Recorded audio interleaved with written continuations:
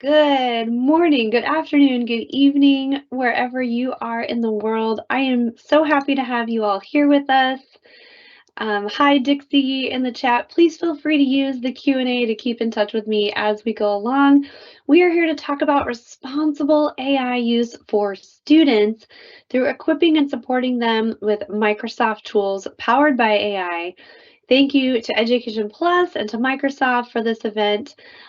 So excited to have you all here. My name is Becky Keene. I'm an educator, author, and innovator. I'm based in the Seattle area of the United States, and you can get in touch with me on any social media platform, and I'll have my contact information at the end of this session as well. I've got Stuart here with me in the chat, helping moderate and making sure your questions get answered, as well as posting some of the links that we'll be covering today. Don't forget to use the Q&A to keep in touch with us, and this call is being recorded. You will get a link to the session recording, and you can also catch up on our other sessions that we've done previous to today on Education Plus's YouTube. So make sure that you catch up with those. We covered lots of other things about AI and education that you may be interested in. Today, we are diving right in. It's only 2 after the hour, but we need to get going because we're going to take the entire hour up to the minute today. We are talking through generative AI tools for learners. Of course, we'll start with you as professionals and how we want you to be using Copilot and other AI tools, but our focus today is on learners specifically. We're also going to talk over some considerations when using AI, and finally, generative AI resources specifically to coding and Minecraft. So we're going to start off today with a little activity. If you have your mobile phone available, it's fun to play along. If you're viewing on mobile, you can do that as well. You just, switch from the event to what we're going to do together, but I'd love for you to play along. And if you can't, that's okay. I will talk you through every step. But if you have a device to play along with us today, there will be several times for interaction. The first opportunity is right now, thinking about tools that our learners are already used to using any time of day, and that is through their mobile devices or their parents' mobile devices or their friends' mobile devices. One way they are used to interacting with AI on mobile devices is with facial recognition. This is something very common. Many of our kids now, you'll watch them go hold a phone up to their parent's face to sign in to a mobile device. Very common. It's also on our Windows machines. That's how I sign in every morning, with Windows Hello. We have GPS navigation, very common on phones, and AI powered. I know my own children will say, "Wait, Mom, are you mapping?" if we're going anywhere outside of the normal. Predictive text is a pretty common feature in our mobile devices. It's also common on some of our PCs. It's built into Windows 11, and it's happening now in email platforms and other tools. Grammar and spell check, we know, has been a feature for a long time that is contextually AI powered. I think sometimes we forget that these tools have AI, artificial intelligence, running in the background. We're just so used to some of them that it's become normal, just a part of our daily lives. So the activity I have for you has to do with predictive text. And if you're available to do this, it's fun to play along. Just grab your mobile device. Maybe you're on it watching this call. Open a new message. You're not going to send this message, so don't worry about that. It could be to anyone. It could be a Teams message or a iMessage or a WhatsApp. It doesn't matter. You're going to start with the phrase I have on screen, I am going to. So go ahead and fill that in by typing into your mobile device. And again, if you're not able to play along, I will narrate what's happening on my end. I know Stuart's going to play along as well. So I have typed in, I am going to. Then on my mobile device, I'm going to touch the middle autofill option. And for me, the word is go. So I'll type that and I'll just keep tapping that middle predictive text option on my screen until I get a sentence. So mine is, I am going to go get a new one for the kids so they don't get bored. And that's a sentence. So my sentence is, I am going to go get a new one for the kids so they don't get bored. Wow, there is a sentence. So based on everything I've done in my device for the past however many years I've had it, those predictive analytics are looking at the context of all the messages I've ever sent over time and thinking, what might she be typing next? If you'd like to add your own phrasing to the Q&A, please feel free. I see Stuart has done that as well. His is about work and getting to work and being there shortly. Maybe Stuart runs late. I don't know. I'm apparently buying my kids things when they're bored. So a second interactive piece for you to join us on right now is responding to a poll. Once again, if you have access to snap a QR code on your mobile device, that's great. If not, we're posting the link in the chat to you right now. You can just tap on the link and open up and respond to our poll. The first question in our poll today is, do learners, not you, but your learners in your school or institution have access to a generative AI tool? Yes, no, or I'm not sure. Now, there are 3 questions in this series. They are at the same QR code, so you don't have to scan it again. Just scroll down in your form, but I'll go through the 3 questions here by advancing. Same QR code, same form. Does your school or institution have a policy? I'm sorry, I clicked ahead too quickly. There we go. Does your school or institution have a policy about learner use of AI? Okay, so first, do they have access? Second, do you have a policy? And finally, what age band are your learners? Some of you might be joining today thinking, I support an entire school district, or I support an entire institution, or I'm a coach, or I'm a coordinator, or I'm not even in a school district. But go ahead and answer based on the age range that you are most excited about supporting with those AI tools, and specifically generative AI tools. That's going to tell us a lot about who is here in the audience today. So let's take a look at some of these results. We have 7 submitted right now out of 33 of you. So I would love for more of you to participate if possible. We're up to 8. Very good. And you can always scan the code on screen as well, making sure you have access to join us. It looks like a lot of our participants do have students with access to generative AI tools. We've done this session twice today. The morning session was similar. Over half, between 60 and 70% of our educators who joined said that their learners did have access. Moving along to the second question, does your school or institution have a policy? Now, I'm noticing that this is much lower in the yes category. And I'm not going to lie, that makes me nervous. We definitely want to have policies, expectations, guidelines in place if students have access to using a tool, whatever that is. And I'll talk more about that as we go along in the presentation today. Finally, thank you for submitting these responses. I'm looking at them live in forms as we go along here. The age band, I'm noticing over a third of those who have responded already are looking at under 13.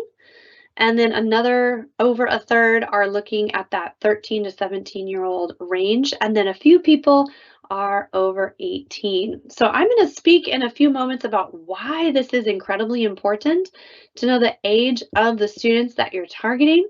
And I will purposefully point out as we go through those sessions today, which of these tools are appropriate for which age bands. Because legally, ethically, morally, we have all these reasons why age becomes important, as well as, of course, the maturity of our learners. So thank you for responding. I know we have people still trickling in with responses. I'm going to move forward into our next piece.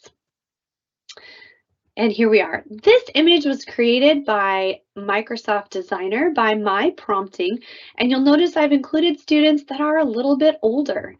And that's because primarily when we're focusing on generative AI, we're focusing on older students in the Microsoft ecosystem. Although we have AI tools to support all ages, that generative AI subset is going to be focused on some of our older learners. Students have been used to using AI for things like dictation and grammar checks, but some of our other tools are new. So this image I mentioned was created by Designer, and Designer is available for free personal Microsoft accounts over the age of 13.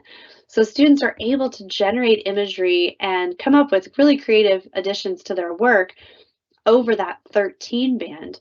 Now, all students have access to other AI-powered tools like grammar checks in Word Editor or dictation, which is in all of Office as well as at the Windows operating system level. So they're using that speech recognition to produce written work. Everyone also has access to presentation help, whether if it's through Designer, which we'll show later on today, or Sway, or maybe it's simply Speaker Coach, being able to open a Teams call or open a PowerPoint and get feedback on how the person is presenting, whether it's using filler words or pacing or inclusive speech or intonation, even body language if the speaker chooses to enable camera.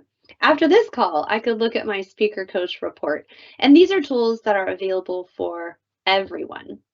So we have a wide variety of things we're going to touch on today, and I hope you're here for the excitement because we're going to be doing a lot during this session.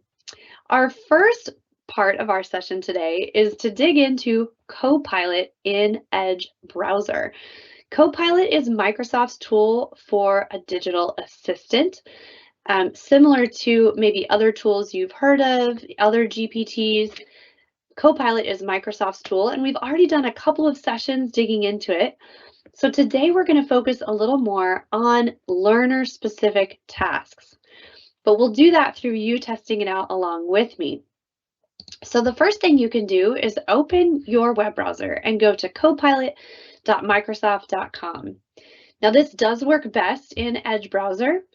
It also works on mobile app through the Copilot app, the Edge app, the Bing sidebar, but I would recommend just opening Edge browser. It's the only browser that I use. And thanks, Stuart, for posting that in the chat for us so everyone has access. I'm going to be showcasing Copilot from my screen as well. So if for some reason you're not able to participate today in the exploration, know that I will always be showing something on my screen as well. But I would love for you to be able to minimize my screen a couple of times and participate in what we're going to be doing. So your Copilot may look like this. It may look a little bit different based on where you are and how you're logged in to the tool. You actually don't need to log in at all to just do a simple query or a simple prompt in Copilot. But if you'd like to access some of the more advanced features, then you do need to be signed in. Now, with that in mind, I will put this quick chart up for everyone.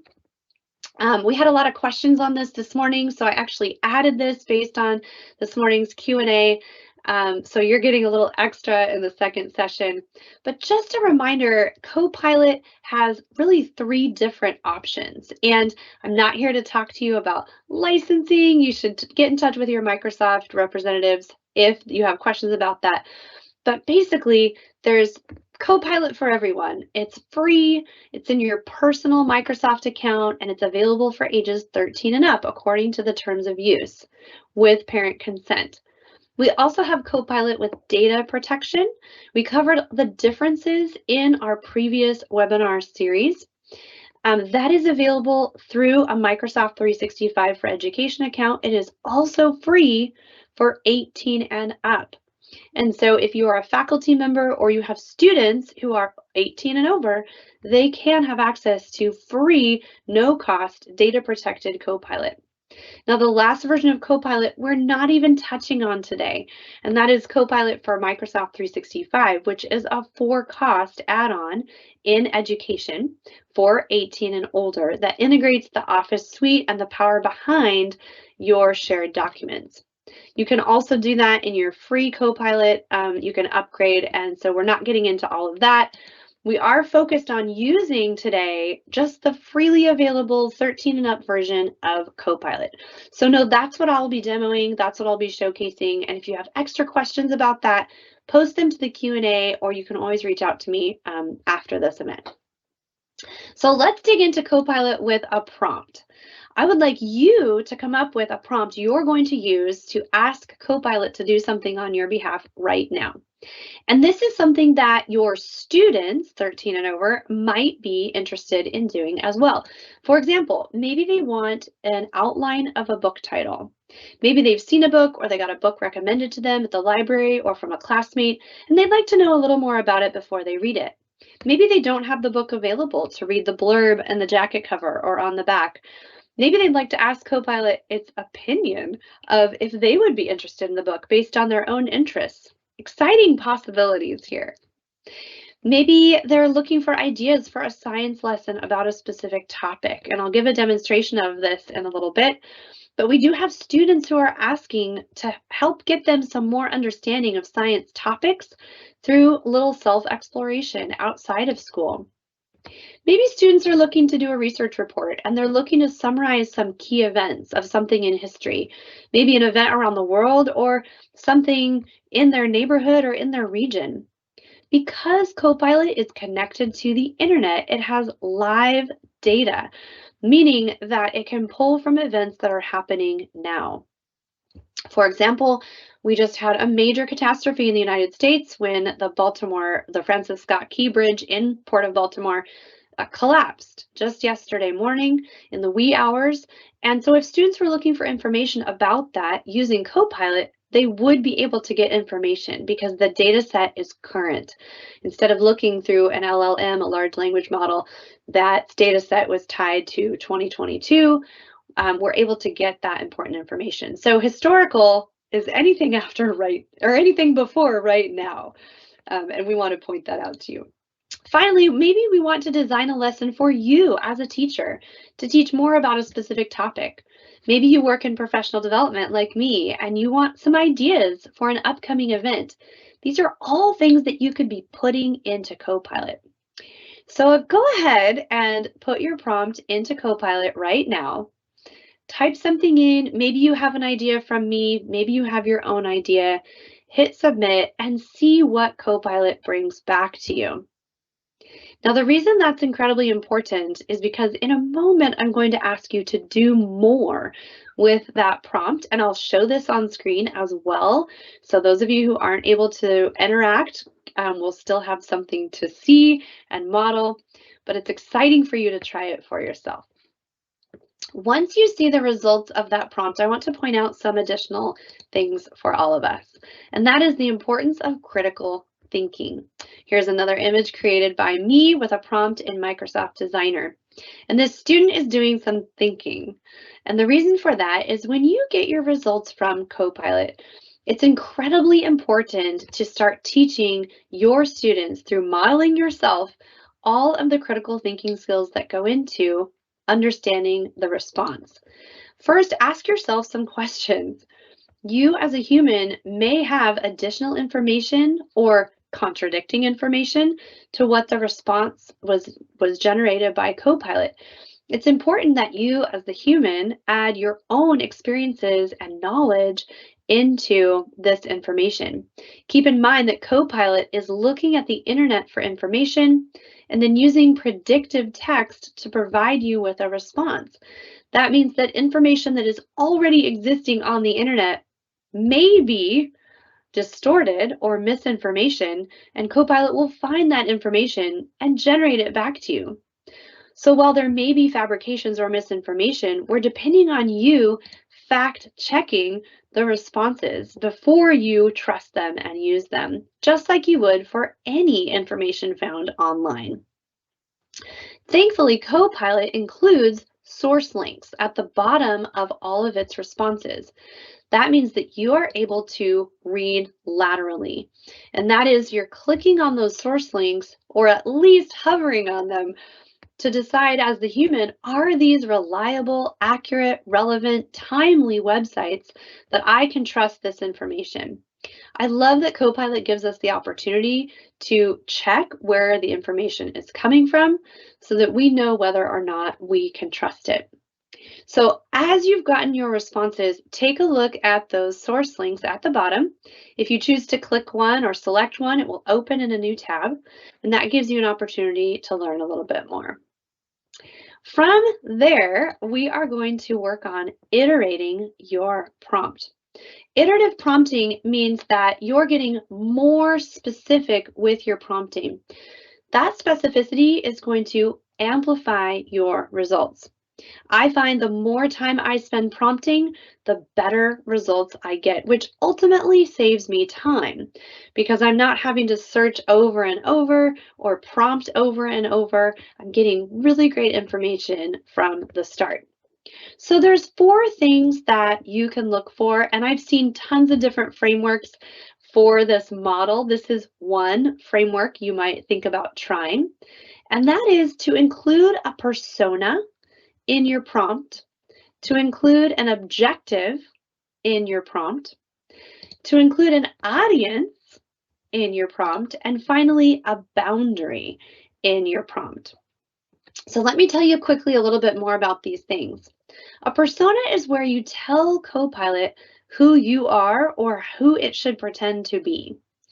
An objective is where you tell Copilot a very specific task. The more specific, the better. An audience is where you tell Copilot who is going to be reading this information. Is it you? Is it someone else? Are you writing an email for someone in your parent community? Are you writing a lesson plan? Are you providing a summary for your 5-year-old learners? That's important information, and Copilot will adjust accordingly. You should also provide a boundary. I find often Copilot gives me more information than I need. Sometimes I'm asking it, I only need 3 bullet points, or give me the top 5, or even write 5 sentences. Giving Copilot a boundary helps it provide the amount of information that you need and direction. You can also give it non-examples. For example, I might tell Copilot to not give me a link or not use a certain website. So the boundary information can be incredibly helpful. So I'm going to generate now a prompt with Copilot. My prompt is to summarize the influence of Japanese culture on modern art. Now that's a pretty simple prompt for Copilot. Let's go ahead and come over to Copilot now, and I'll just paste this in. We don't need to watch me type it, and select Submit. You'll see that Copilot is thinking just a little bit about the answer and then providing me with a summary. It's choosing some key points here in the world of modern art as it's related to Japanese culture, giving 2 main points with some sub-bullets, and of course, giving me those source links for where the information was coming from, and I can hover and see a little bit more about each of those pieces. Now, this is a pretty generic prompt. This might be similar to what you prompted Copilot on your very first prompt ever, if it was today or maybe another time. But through iterative prompting, I now need to add the content that we talked about because this doesn't really meet my needs, to be honest. It's not as specific as I would like it to be. So let's take a look at me changing this prompt. I'm going to ask it to act as a historian who is planning an outline for an oral presentation. I want you to summarize the influence of Japanese modern art to a 14-year-old. Your outline should include 6 bullet points that are easy to understand and to the point, please, using that polite tone. So these elements are going to highlight more of what we're talking about in iterative prompting and give me a more specific response. So I've included a persona. I'm telling the Copilot to act like a historian. I'm giving it an objective, what to do specifically. Notice I've added the word influence as well. I'm giving Copilot an audience. This is for 14-year-olds, so write appropriately. I'm also providing that boundary. I want 6 bullet points and they need to be succinct. So that's my boundary. Let's take a look now at this prompt as I iterate and add it over into Copilot. So I'll just continue the same conversation here in creative style, which is using GPT-4, which is of course the most powerful LLM we have at the moment.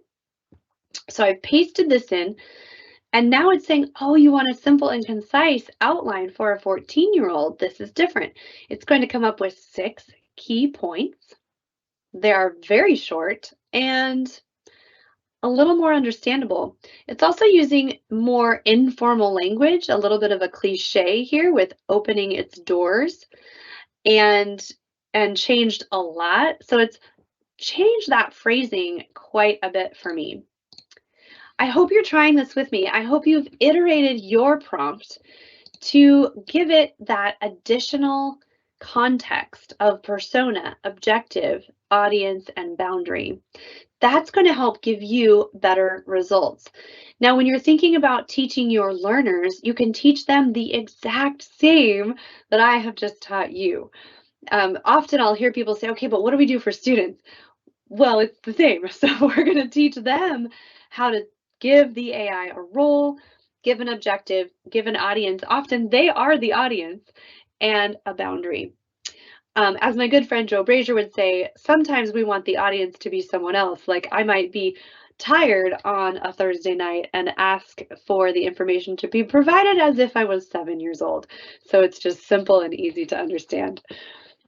All right, it's time to get your screenshots ready. If you didn't already grab one of this information, you definitely should. But I have another couple of resources for everyone. So the first resource is the Principles for AI in Education, and this is a toolkit available at aka.ms/teachai-toolkit. And of course, Stuart is dropping those in the chat for us as I talk about them, so you can click and save them or save this slide and come back to it. But this was developed by a consortium of companies who were really investing heavily in responsible AI up to a year ago. So companies like Microsoft Education and Code.org that came together and developed these principles for you to use. And they really work to help schools implement AI policies and practices. So that's something to check out. Another resource to check out is the Classroom Toolkit. And this one is available at aka.ms/AI Classroom Toolkit. This is a teacher's guide that's really more about teaching students how to interact with generative AI safely and responsibly. So these are in the chat for you to explore at a later time. Make sure that you're connecting with these resources, and then reach out to us if you have additional questions on how to implement them. So we're getting that over to the chat for you now. All right, some things to consider when you're working with your students and learners in the field of AI. The first one is, of course, guardian permission. If they are under 18, that's 13 and up, and looking to use generative AI. That's incredibly important and matches the terms of use that is in the agreements of most generative AI that I have seen that is open to a large language model like Copilot. We also want to consider acceptable and unacceptable uses of generative AI. You might have seen some trajectories, some rubrics, some red, yellow, green indicators online. People are sharing all sorts of different models of how to communicate to students whether or not they're expected or able to use AI in a particular assignment or in a particular class.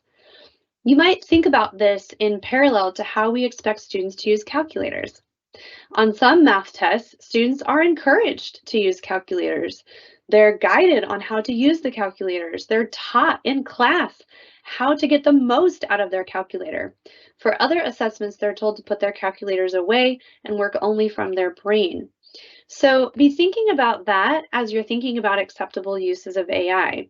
You may have an assignment where you encourage, enable, or even empower students to be using AI, and another assignment that you ask them to refrain.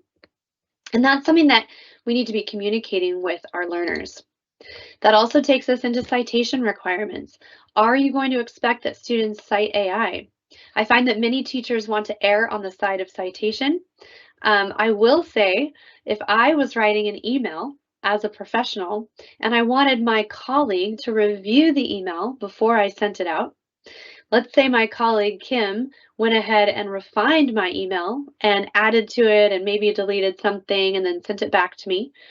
I copied that text and sent it to another colleague. Would I write at the bottom in my signature, edited by Kim? No, I probably wouldn't. So we have to consider when we're using AI, it really comes down to academic integrity. Cheating and plagiarism are already included in most of your school system's academic integrity policies. So AI falls under the same umbrella. When we're asking students to disclose, we're really asking them to be academically honest and make sure that they're showcasing when ideas were not their own. And I believe that the older students get, the more we should be targeting how they should act as professionals and as adults in a digital citizenship world. Finally, we want to remind you to check your institution's acceptable use policies. Again, you already have policies in place in many of your institutions. So remember that AI can fall under the same umbrella when we're talking about how students are using it and what types of consequences are available for misuse of the system. Now, we do need to have a separate implementation policy, maybe separate training guidelines, but academic honesty will always be a universal approach. So let's talk about unlocking the potential of AI now for more types of learners. What can they be doing with these very powerful tools? Once you start thinking about policies and academic integrity, I also want to bring us back to, but what's possible? And what's possible is creating with AI. I want our learners to be creators. I don't want them to be stuck doing worksheets and quizzes that are didactic and simply ask them to regurgitate information they could find online in half a second, thanks to the technology available. We want them to be using AI powerfully. So one way they can use AI is to build background. Let's say that students are going to be learning about an upcoming topic. They can ask Copilot to walk them through information about that topic. They can ask for interactive content. They can ask for videos. They can even ask AI to give them a pre-quiz on that specific topic with point values associated with it if they have the right prompt. So students using Copilot to add to their own understanding is a really empowering and exciting platform. Another way students can use it is to outline ideas. Ideating is one of the #1 things people are using generative AI for now, and that's because many of us are in cognitive overload. If you've ever struggled with writer's block or executive function, you know that often getting started is the hardest part of any process. So allowing students to use generative AI to help them get going on a project, an essay, a report, or even a story is a way that can kickstart them into a future successful project. Now, keep in mind that this technology has existed for a long time. Quickstarter in PowerPoint and in Sway have been around for nearly a decade. And so putting these tools into the hands of students in other options is very exciting. But if you have students working in that under 13, they can use Quickstarter in PowerPoint or Sway to outline their ideas without ever touching Copilot. We can also use Copilot to refine content. Let's say I have a PDF that students have found online and I want it to be in leveled text and I want it to be translated for my students that don't have great access to that particular language, or maybe they're learning a new language. I can have students ask Copilot to assist them. Copilot can summarize the content, provide them with an opportunity to learn if they should read the entire article or not based on their research. Can also translate or synthesize information or compare information through another perspective that the student may not have themselves. Of course, we can use AI tools to create engaging presentations. And that's again where tools like PowerPoint and Sway and Designer come in, where students and faculty members are able to use those professional level tools to kind of jumpstart their presentation. If you're like me, you've seen more than enough hot pink Comic Sans in your teaching career, and it's exciting to think that students can focus on content instead of design. Now, if you're a teacher who's teaching how to use PowerPoint, we want you to know all the features. But if you're simply asking students to present their understanding, maybe we give them some AI support in the design to help them feel good and save some time. Finally, students can receive personalized feedback.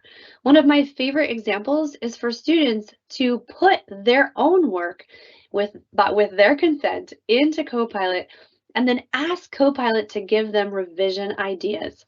This is a really powerful way for students to get a better understanding of their own work.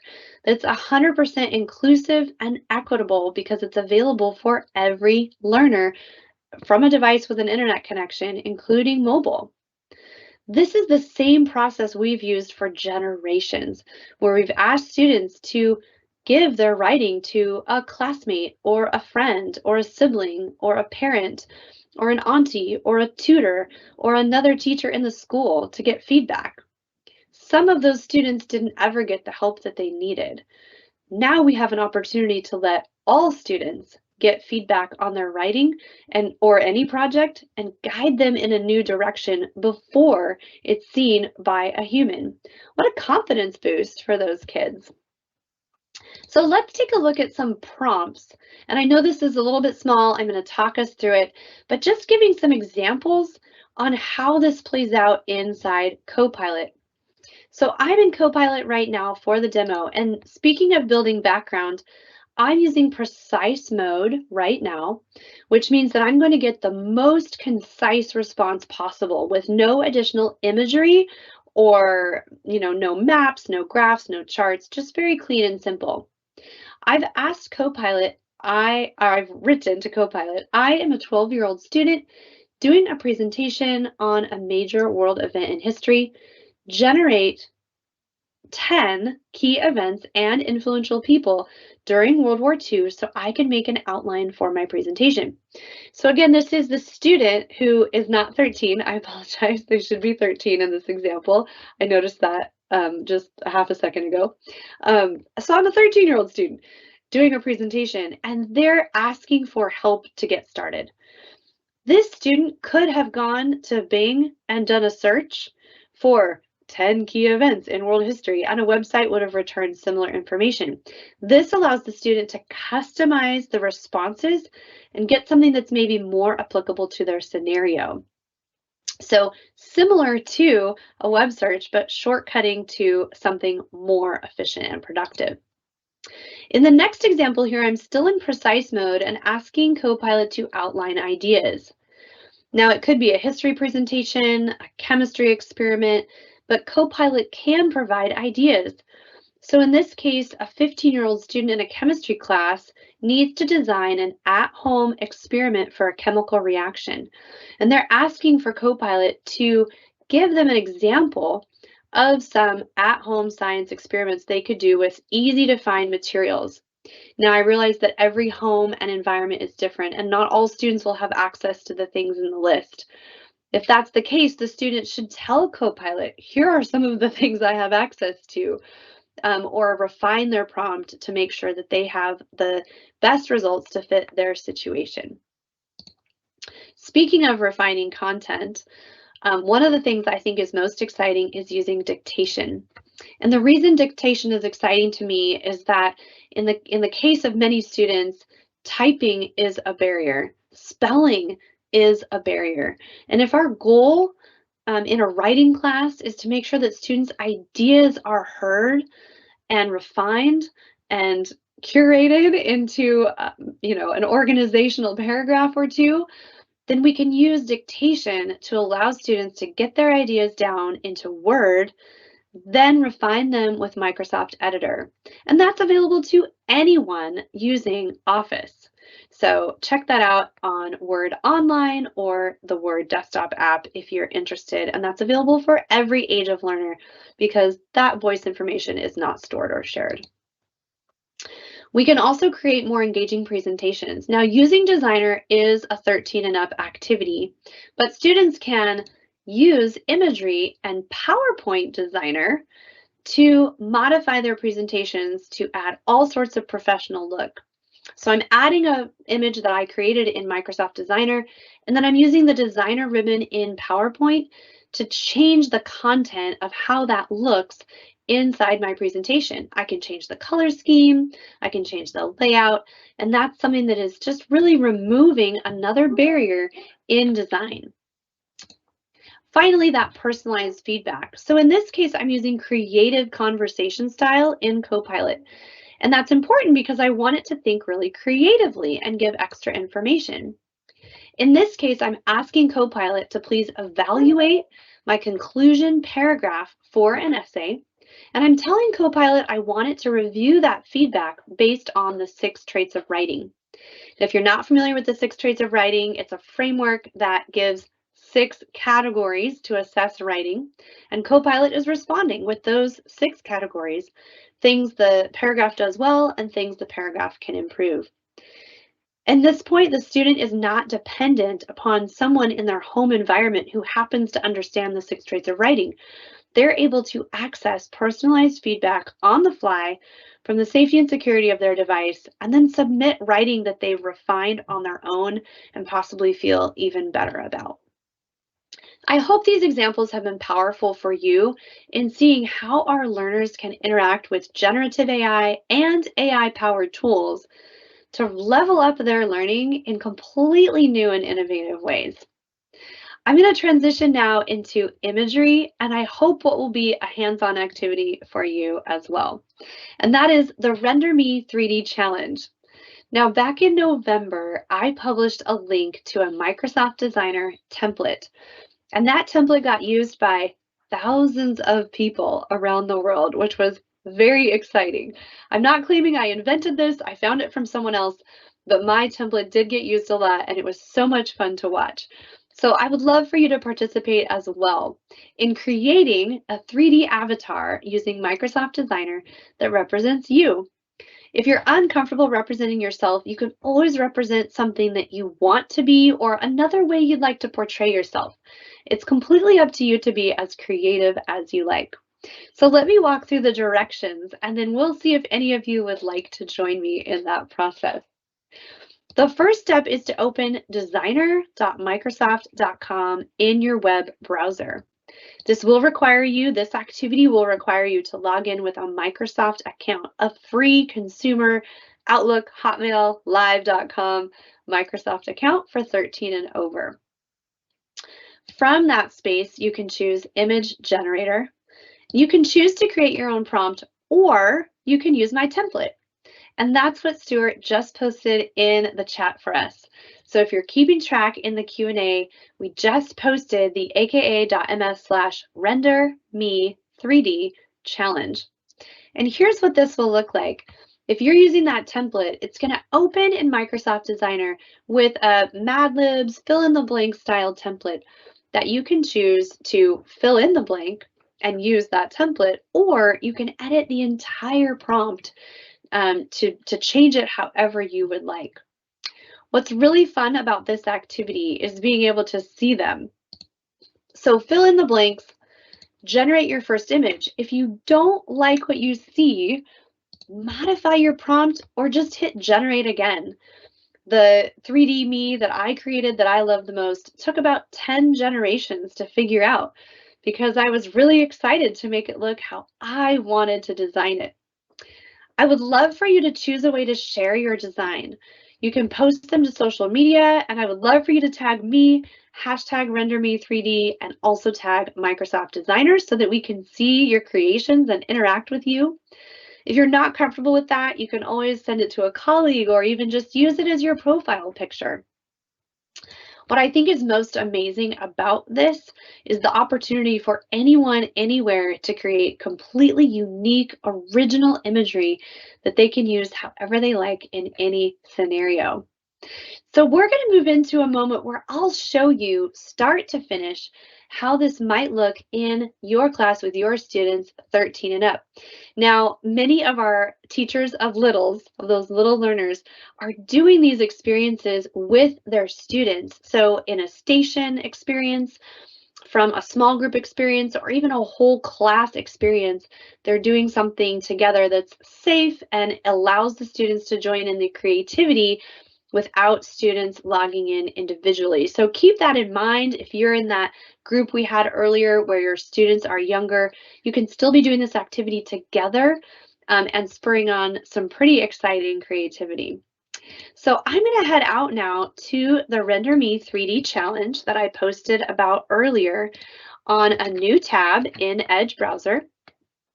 And here I am logged in already to Designer, and I have that Mad Libs style template to complete. So I'll just add in some things here. I have a black V-neck shirt on. I'm going to leave the I2E logo.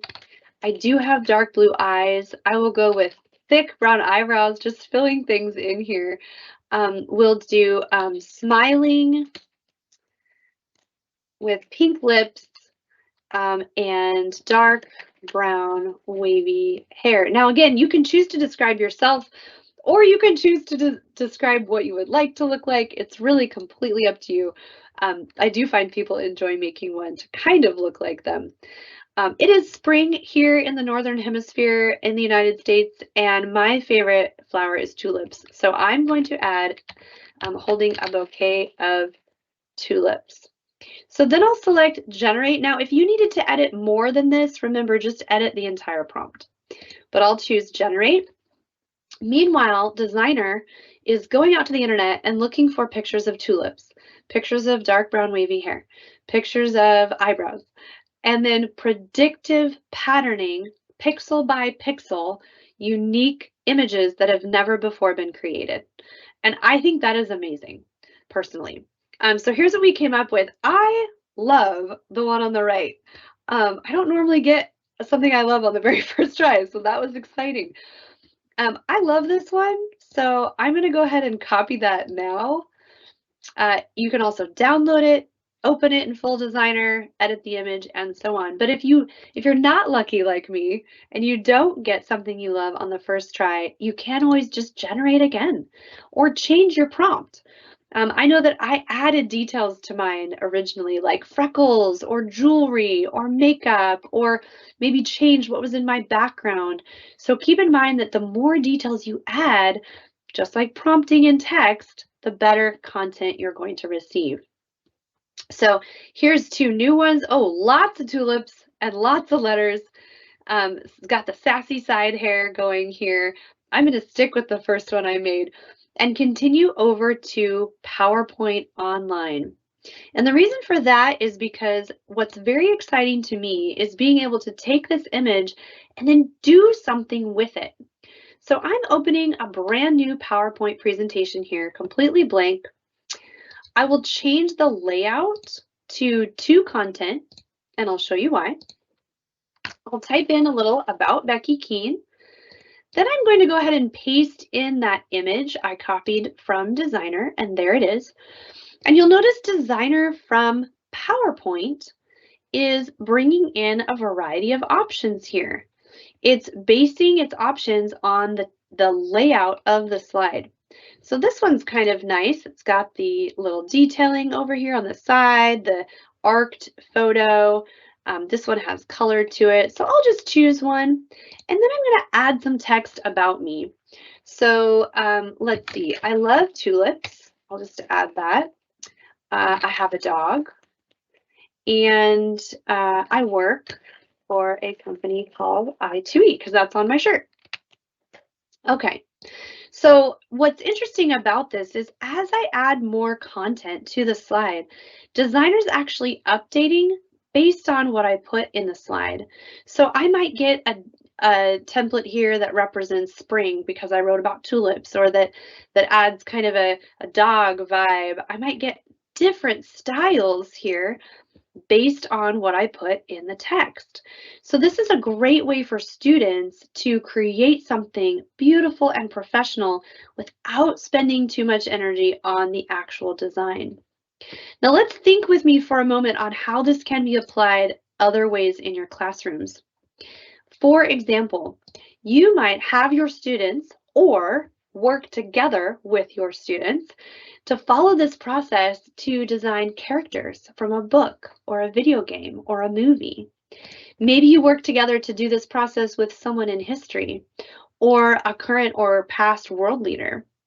Maybe you're looking at scientists, or right now it's March 2024, we're in Women's History Month. Maybe you're looking at female innovators and designing them in Designer and then writing about them in a beautifully designed slide.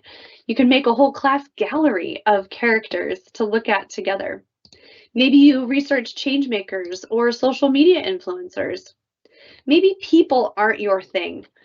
Keep in mind you can do this with anything in Designer. You could talk about a favorite pet, a dream vacation, or really anything.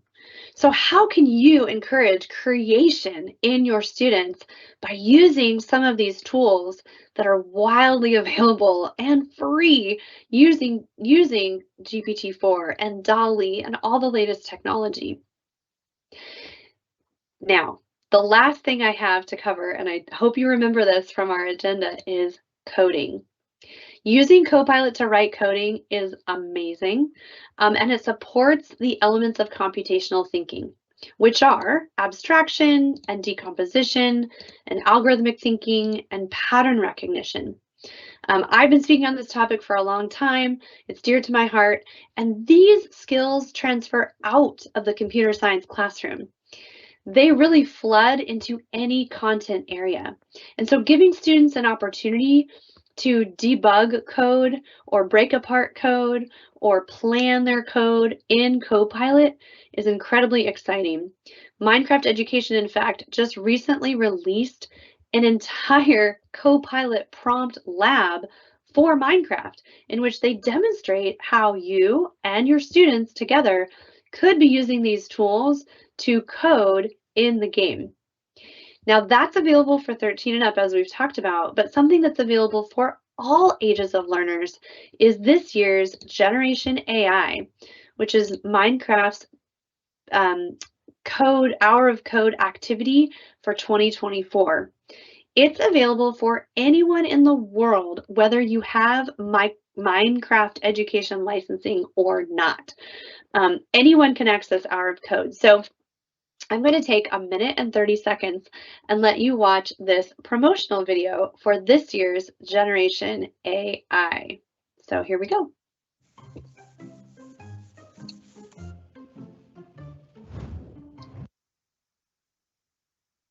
I apologize. I clicked myself on mute and that pauses the video. So let me hit play and I will not click. Everyone is talking about AI.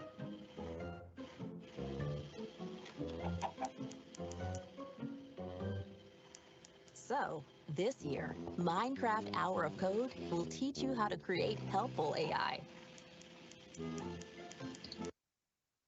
Oh, goodness.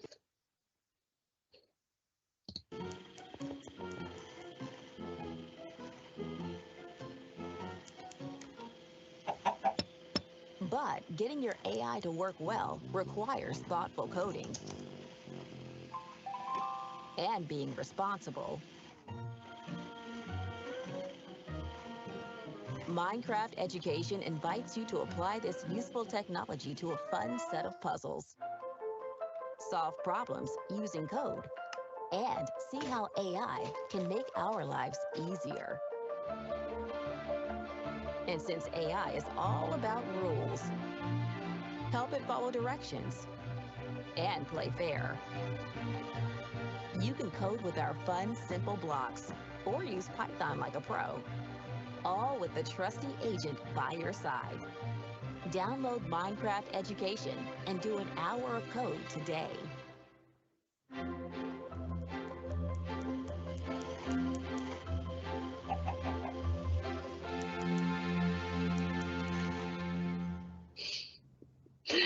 So I apologize again. I tend to forget that if I click, it pauses the video, and of course I went to like Dixie's comment. So just a reminder, you can get Hour of Code, all the lessons, all the resources, all the videos from aka.ms/hour of code. So make sure you check that out if you're looking to do something really engaging and interesting with all levels of learners. I will say I think some of the challenges might be difficult for our littlest learners, but you could always do them together or in stations or buddies, which would help a lot. So as we start wrapping up this session, I would love for you to be thinking through this reflection question. Which tool of all the things we've covered, Copilot, Designer, PowerPoint, Word, Flip, Minecraft, which tool do you think your learners might use first? And more importantly, what will they create? Because we don't want our learners to simply depend on AI to be productive. We want them to be creative as well. That's one of the things that I'm most excited about. Now, if you are familiar with Microsoft Learn, you know that we give achievement codes for attending these sessions. You can definitely go in and redeem your code for this session in your achievements area. You can also just click on the link in the Q&A that Stuart is posting that takes you straight into your achievements with this code already enabled. If you're not already using Microsoft Learn, I highly recommend it. There are so many ways to get great resources and training for yourself. It's that famous Couch PD where it's self-paced and completely free. Another thing that you can do next is to just explore Microsoft Copilot. Even if you've used, let me back up a little bit, even if you've used other GPT tools or large language models, there are many out there. They all act like different friends. So when you're having a conversation with Copilot, it might feel different than a conversation with another tool. And so it takes a little bit of getting used to the style of each tool. I can say that personally, I depend on Copilot the most now because I'm used to how it interacts and it gives me, I feel, the best information. You can also complete a module in Learn. I'm the co-author of these modules as well as the content presented today, and we would love for you to learn more about artificial intelligence, where it came from, where we're headed, and also the specific information about Copilot. Today we talked about lots of different tools. All of this and more can be found in Microsoft Education's AI EDU Hub, again, which includes these courses as well as some other resources like the toolkits. Finally, you can subscribe to my AI collections. I do have the subscribe button in my profile at wakelet.com, and I have several collections on AI. One of my collections goes out to my subscribers this month, so a little hot tip for you there. And it's 15 templates for Microsoft Designer. So anyone who is a subscriber gets about one email a month from me with a link to a new collection or an updated collection. And if you're a subscriber, you'll get a link to my designer templates collection this month. So I'm going to just thank everyone so much for joining. Thank you for the reflections in the chat. We love that you were here. And on behalf of Education Plus, Microsoft, and I2E, we just love to encourage you to get started with AI.